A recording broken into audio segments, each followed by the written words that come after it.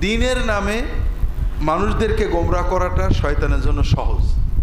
ইসলামের শুরু থেকে রাসূলুল্লাহ সাল্লাল্লাহু আলাইহি ওয়াসাল্লাম যাওয়ার পরে প্রথম যে গোমরাহি শুরু হলো সেটা হলো এক ইহুদি আব্দুল্লাহ ইবনে সাবা। সে নিজেকে আল্লাহর বড় প্রিয় বান্দা মুসলমান দাবি করে নবীর ভক্তি মহব্বত দিয়ে প্রচার করা শুরু করলো নবীজির বংশের মহব্বত। নবীজির বংশে এবং বিশেষ করে আলীকে নবীজি অনেক পাওয়ার দিয়ে গেছেন এবং তাদের ভক্তি বেশি করতে হবে, এই নামে শুরু করলো আন্দোলন। তাহলে নবীর নামে, নবীর বংশের নামে, নবীর বংশের ভক্তির নামে পুরো মুসলিম উম্মার ভিতরে একটা ভয়ঙ্কর গোমরাহি ছড়িয়ে দিল। আমরা সুযোগ পেলে পরে একটু বলব। ঠিক সাহাবীদের সময়, আলী রাদিয়াল্লাহু তাআলা আনহুর সময় আর একটা গোমরাহি ঠিক কোরআনের নামে।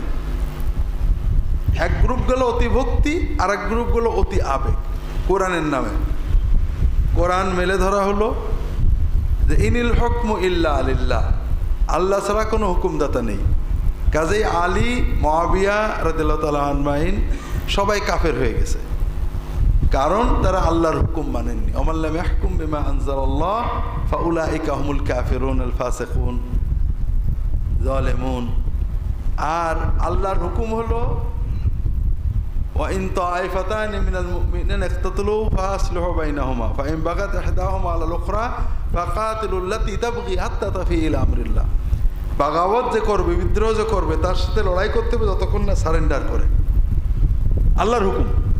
আর আলী রাদিয়াল্লাহু তাআলা আল্লাহর হুকুম অমান্য করে সারেন্ডার করার আগেই সালিশ করতে গেছে, আপোষ করতে গেছে। কাজেই সে আল্লাহর হুকুম অমান্য করে আল্লাহর হুকুমের বিরুদ্ধে হুকুম দিয়েছে, কাজেই সে কাফের। সে তওবা করবে, আর নাহলে কতল করতে হবে।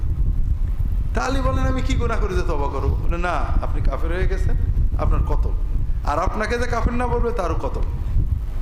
দিন কায়েম করতে হবে, বিশুদ্ধ দিন কায়েমের জন্য তারা অস্ত্র তুলে নিল। একদল অতি ভক্তিতে চলে গেল, আর একদল কোরআনের নাম দিয়েই অস্ত্র তুলে সাহাবীদের কতল করতে লাগলো। এইরকম এই হলো শুরু। মুসলমানদের ভিতরে গোমরাহির শুরু এখান থেকে। একদল অতিভক্তির নামে তারাও অস্ত্র, তারাও রাষ্ট্র, আর একদল অন্যায়ের প্রতিবাদের নামে, দিন কায়েমের নামে সাহাবীদের খুন করা শুরু করে দিল। পরবর্তীতে যুগে যুগে যত গোমরাহি সমাজে এসেছে সবসময় দিনের নামেই হয়েছে।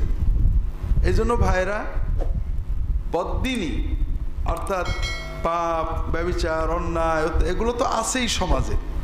পাশাপাশি আপনারা যেহেতু ইমাম, আপনাদেরকেও কেউ হয়তো দিনের নামে বদ্দিন করে ফেলতে পারে, আবেগে অতিভক্তিতে খারাপের পথে নিতে পারে, অথবা আপনার সমাজে কিছু লোক যাচ্ছে আপনি বুঝতে পারছেন না। আল্লাহু লা ইলাহা ইল্লা হুয়াল হাইয়ুল কাইয়্যুম।